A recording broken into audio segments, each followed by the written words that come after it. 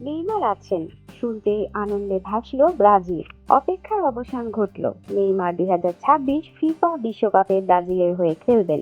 সোমবার coach Carlo Ancelotti 26 জনের চূড়ান্ত দল ঘোষণা করেন। সেই দলে নেইমারের নাম রয়েছে। তার নাম ঘোষণা হতেই রীতিমতো বিশ্বকাপ জয়ের আনন্দে মাতে গোটা ব্রাজিল।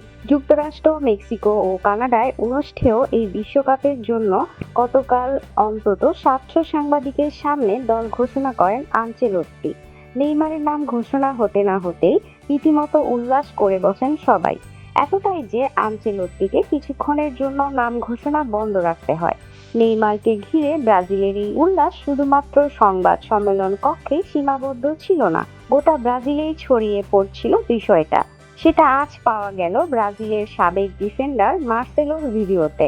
দল ঘোষণার সময় টেলিভিশনে নেইমারের ছবির পাশে লেখা ছিল বাতেনো পেইটো, বাংলায় যার অর্থ বুকে হাত দাও। সেই মুহূর্তটি দেখে আনন্দে ফেটে পড়েন ব্রাজিলের কিংবদন্তি ডিফেন্ডার মার্সেলো। রিয়াল মাদ্রিদের সাবেক এই লেফট ব্যাককে দেখা গেছে চিৎকার করতে, মুষ্টি উঁচিয়ে উল্লাস করতে এবং চড় হাসি দিতে। সেই ভিডিও সোশ্যাল মিডিয়ায় ব্যাপকভাবে ছড়িয়ে পড়েছে। ব্রাজিল জাতীয় দলের খেলোয়াড়দের মধ্যে কতটা গভীর বন্ধুত্ব রয়েছে মার্সেলোর এই আবেগময় প্রতিক্রিয়া সেটাই মনে করিয়ে দেয়। সঙ্গে নেইমারের অন্তর্ভুক্তি যে গোটা ব্রাজিলকে আনন্দে ভাসিয়েছে সেটাও জানান দেয়। 34 বছর বয়সী নেইমারের জন্য এই মুহূর্তটি অত্যন্ত গুরুত্বপূর্ণ। সাম্প্রতিক বছরগুলোতে তিনি বারবার চোটের কারণে মাঠের বাইরে ছিলেন, তবুও ব্রাজিলের জন্য তিনি এখনো একজন অপরিহার্য তারকা। 5 বারের বিশ্ব চ্যাম্পিয়ন ব্রাজিলকে নিয়ে প্রত্যাশা অনেক বেশি। নেইমারের উপস্থিতি দলের মনোবল বাড়াবে বলে সবাই মনে করছেন,